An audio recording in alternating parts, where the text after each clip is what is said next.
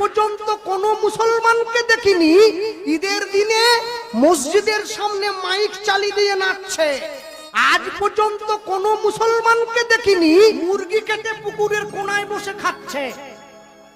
কালী পূজার বিসর্জনের দিন হিন্দুকে দেখেছি মাকে টলিতে তুলে দিয়ে মদ খেয়ে নাচতে নাচতে যাচ্ছে, বলে আসছে বছর নাকি আবার হবে। আমার বাড়ির পাশে একটু দূরে একটা মসজিদ আছে, আমি ভালো করে ঘড়ি ধরে মিলিয়েছি, সেটা দিনে 5 বার নামাজ পড়ে মুসলমান। সব থেকে বড় আশ্চর্য কি জানেন, আপনারা ভালো করে লক্ষ্য করবেন, যারা মুসলমান, যারা ইহুদি, তারা তাদের ধর্ম পালন করে। আমার বাড়ির পাশে একটু দূরে একটা মসজিদ আছে, আমি ভালো করে ঘড়ি ধরে মিলিয়েছি, সেটা দিনে 5 বার নামাজ পড়ে মুসলমান। ভোর 5টায়, দুপুর 12টায়, বিকেল 3:30টায়, বিকেল 5টায়, সন্ধ্যে 7টায়।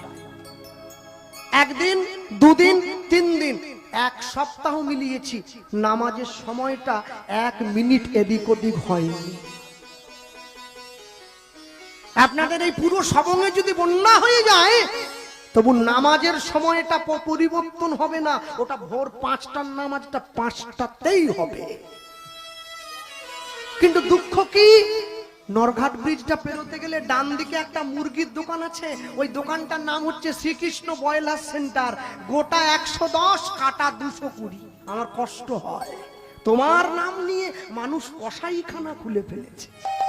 1 মাস ওরা রোজা পালন করে, সকালবেলা সূর্য ওঠার আগে মুখটা ধুয়ে নেয়, একটুখানি খেয়ে নেয়, সারাদিন উপবাস না খেয়ে থাকে, সন্ধ্যেবেলা একটু জল আর খেজুর খেয়ে উপবাসটা ভঙ্গ করে। পরে কি খাবে সেটা বড় কথা নয়, 1 মাস তো পালন তো করে। আর আমার বাড়ির মা বোনেদেরকে বললে কি গো একাদশী করবে না, বলে না এবারটা হবে না, পরের বারটা হবে। আমি কি একাদশী, বাকিরা সবাই দোষী, সবাইকে নিয়ে মরবো। ওরা সময় করে নামাজটা পড়ে, আর আমার বাড়ির মায়েরা বোনেরা সময় করে পরনিন্দা পরচর্চা নিয়ে ব্যস্ত হয়ে থাকে।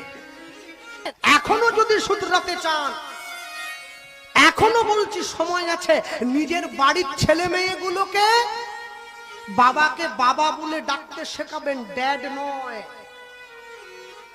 মাকে মা বলতে শেখাবেন, মম নয়। বাড়ির ছেলে মেয়েরা পড়াশোনা করে বাবার কাছে 2 দিন পরে এসে বলে ড্যাড তুমি হ্যাড। সব সময় মনে রাখবে, মানুষ হয়ে জন্ম নিয়েছেন, কেন জানেন? দেখবেন এই পূর্ব মেদিনীপুরে তমলুক বলে একটা জায়গা আছে, ওই মানিকতলা বাস স্ট্যান্ড, ওখানে বাস ছাড়ে।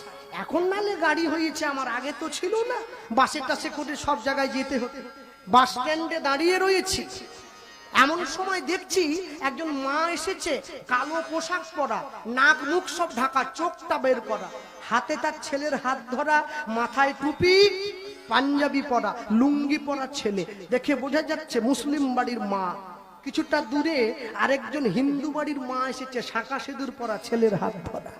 এমন সময় এক বয়স্ক বাবা এসেছে, বড় দাড়ি আছে, পেকে গেছে দাড়ি, মাথায় টুপি, পাঞ্জাবি, লুঙ্গি।